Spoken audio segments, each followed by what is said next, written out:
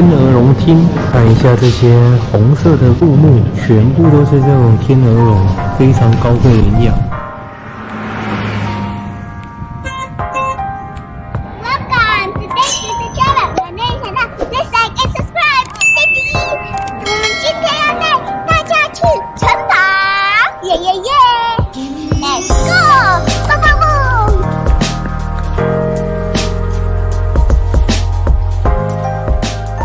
这是 Christina 四世的雕像，堡垒的塔楼是反过来的，蛮别致的。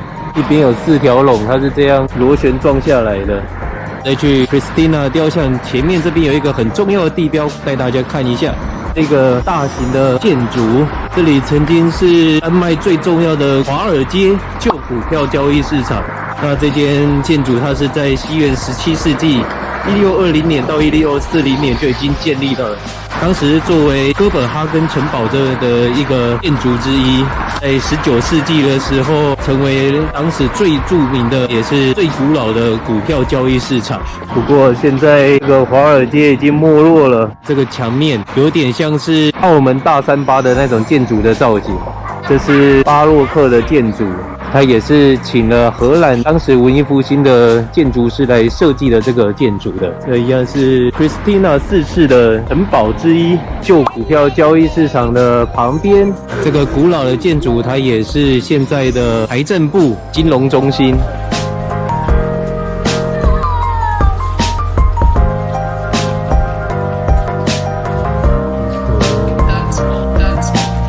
城堡的小守卫兵要带我们进去这个城堡地下室参观了 ，Go！ 现在在这个地下室，它有一些 Halloween 的展览。我们是在万圣节的前一天过来的。这边来到了一只飞龙了，在这个 Monster of Love 这边，这里就是城堡内的房间。然后到了这边就可以从这个地道前往宫殿的地方。对，我长大了。这个就是当初的哥本哈根堡的原型。之前去瑞典的时候看到他们房子也都是这样，方方正正的，然后会有一根高塔出来。哥本哈根城堡发现了1500年的一个地砖。这个是最一开始 Christina 堡的一个徽章。然后我带你们去下面，这是国王的下面，就是那个魔鬼了。好，那这里呢？这里是给国王去的。对。继续看，好。这是欧洲的星空。看一下它这里的雕刻，好像是这些大力士顶的这个皇宫一样，每个都是非常累的感觉。他已经累到用2只手在扛了，然后他的脸非常的累。他们一直拍照我们。哇，这一间应该就是宴会厅吧？这里是国王跟王后的座位，然后会在这边举办一些宴会。这里就是 Christina 9世的房间，看一下这个地毯，非常的壮丽的地毯，然后还有它的墙上的一些雕饰。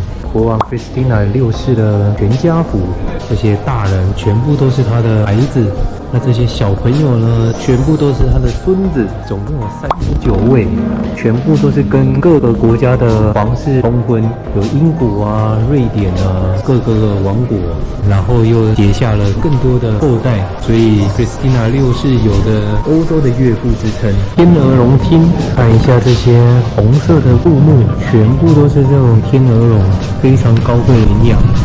天花板的这些方形全部都是呼应着底下的这些地板。皇室的一些宴会全部都会在这边，我们会邀请各个国家的元首会来这边参加宴会啊、演讲啊，是国宴之类的。一些有名的政商名流都会在这边出现。绿色房间，这里主要是宴会后给艺术家来这边做一些表演。民以食为天，不管是参加什么聚会，最终一定是要吃饭了，就会来到后面这个餐厅这里用餐。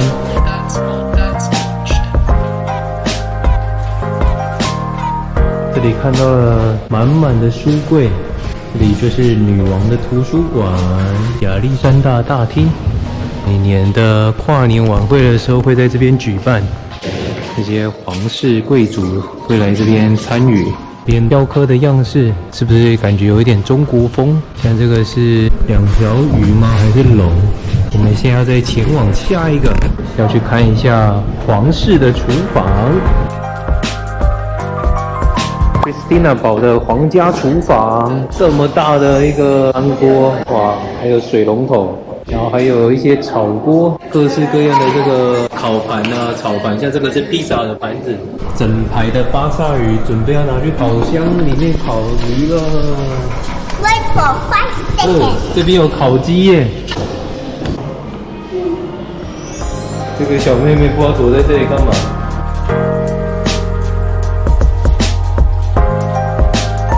这个地方它是可以上去 Christina 堡的最上面的塔楼。如果你没有买票的话，这一个景点是免费的，但是你就是要花比较多的时间在楼下排队。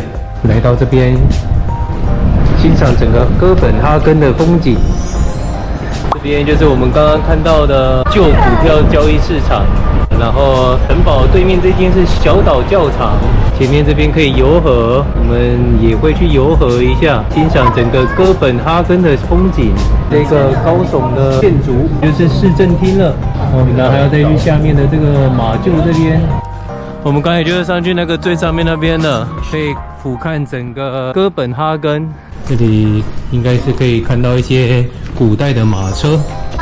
哦，对，那个马的味道，所以真的还有马在里面，远远就已经闻到那个马的味道了。丹麦皇室的传统服装，到现在他们的一些重要场合，仪队还是会穿这种全红的服装，这个都是有历史的马鞍了。真的有马在这里，平常就会在外面训练，一些重要节日的时候就会有一些马术表演在外面。哇，很大只哎，这马超大的，皇室的血统，连马都不一样。Hello。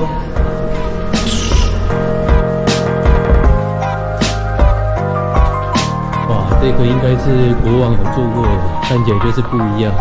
这个应该是最重要的。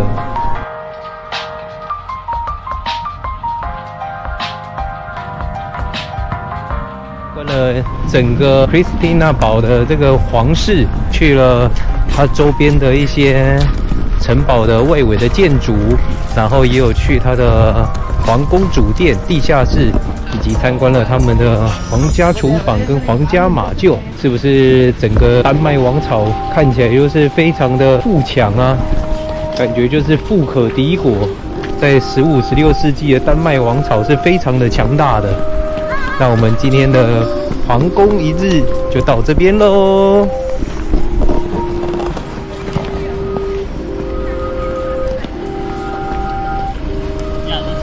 喜欢我们频道的朋友，麻烦帮我们按赞、订阅、加分享，以及开启小铃铛，日后会有更多有趣好玩的影片跟大家分享哦。